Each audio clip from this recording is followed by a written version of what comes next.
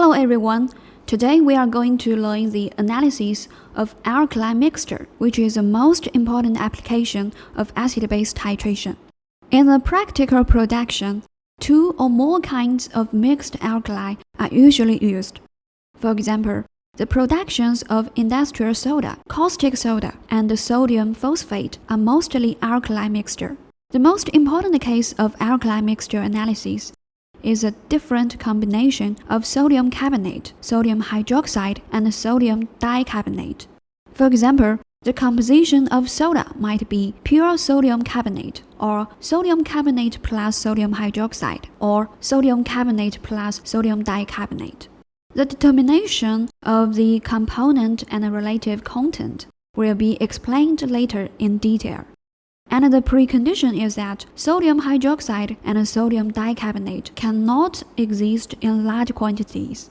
The analysis of alkali mixture usually applies double indicators. First, phenolphthalein PP is first taken as indicator, and the first endpoint is obtained when the solution is titrated to light pink by hydrochloric acid.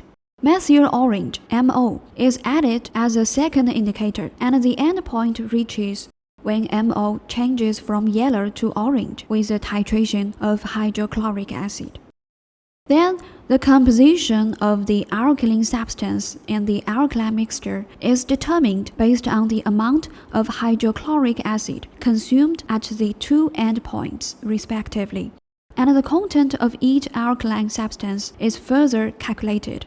The principle of this alkali mixture assay is stepwise titration of acid-base titration. When titrated to the first endpoint, sodium carbonate reacts with hydrochloric acid to form sodium dicarbonate, and when titrated to the second endpoint, sodium dicarbonate is completely converted to carbon dioxide and water. The amount of hydrochloric acid consumed from the reaction of sodium carbonate to sodium dicarbonate and the complete reaction of sodium dicarbonate is the same. Now we discuss the situation of alkali mixture in detail. The first composition of the alkali mixture is a combination of sodium carbonate and sodium hydroxide. Add 1 to 2 drops of PP indicator before titration, and then titrate with hydrochloric acid standard solution. The first endpoint reaches when the solution color changes from red to light pink with a theoretical pH value of 8.31.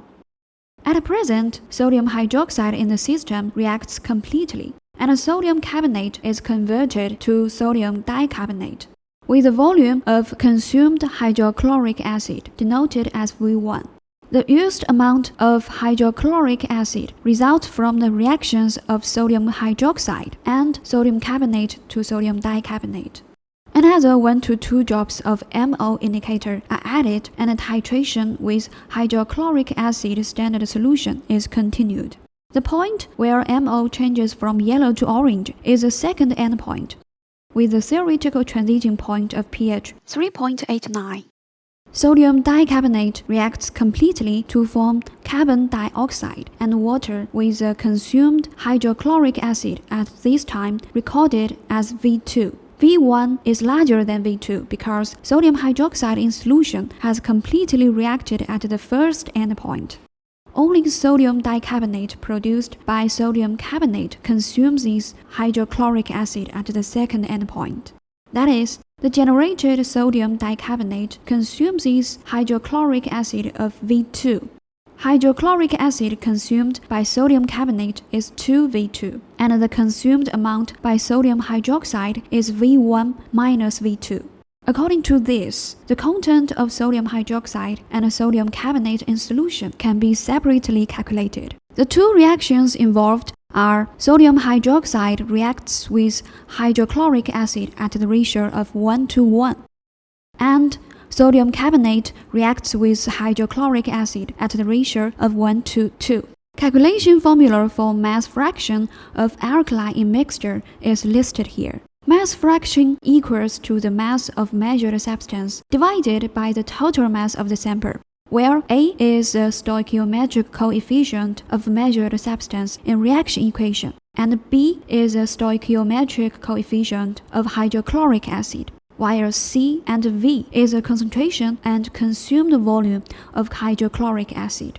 According to the aforementioned analysis and reaction equation, it can be found that for sodium hydroxide, A equals B equals 1, V equals V1 minus V2. And for sodium carbonate, A equals 1, B equals 2, V equals 2V2. On the basis of used hydrochloric acid, the calculation formula for content percentage, sodium hydroxide and sodium carbonate can be obtained separately. The second case of alkali mixture is a combination of sodium carbonate and sodium dicarbonate, also using double indicators. As in the first case, PP is first added to indicate the first endpoint with hydrochloric acid titration, and the consumed volume of hydrochloric acid is V1. At this pH, sodium dicarbonate does not react with hydrochloric acid. That is, V1 is the volume of hydrochloric acid consumed by the reaction of sodium carbonate to sodium dicarbonate. Then MO is added for the continuing titration with hydrochloric acid standard solution to the second endpoint. The used hydrochloric acid of this section is V2, and V2 is larger than V1 because V2 is consumed by the original sodium dicarbonate and the sodium dicarbonate produced in the first titration. Thus, the volume of hydrochloric acid consumed by sodium carbonate is V1, and hydrochloric acid consumed by sodium dicarbonate is V2 minus V1. The mass fraction of sodium carbonate and sodium dicarbonate can be calculated based on the volume of hydrochloric acid consumed. On the basis of used hydrochloric acid, the calculation formula for content percentage of sodium dicarbonate and sodium carbonate can be obtained separately. After analysis of the aforementioned two cases, we can discuss the different conditions of alkali combination and their content calculation, with the prediction that sodium hydroxide and sodium dicarbonate cannot exist in large quantities.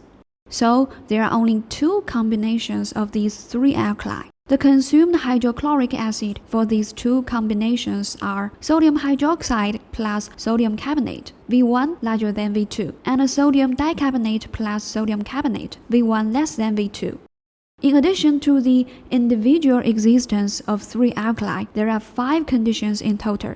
When there is only sodium hydroxide in the system, sodium hydroxide has completely reacted at the endpoint indicated by PP. So V2 equals 0, V1 larger than 0.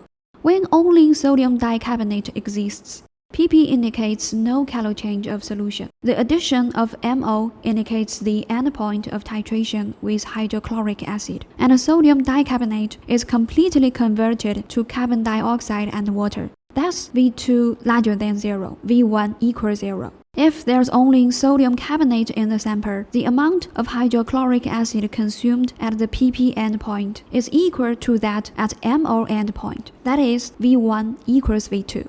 According to the relationship of V1 and V2, the composition of such alkali mixture can be determined, and the mass fraction of various alkali can be calculated according to the amount of hydrochloric acid consumed. On the basis of 5 conditions of the consumed hydrochloric acid at 2 endpoints of V1 and V2, the composition of alkali mixture can be determined and summarized in the table below. Well, that's all for acid-base titration. Thank you for your participation.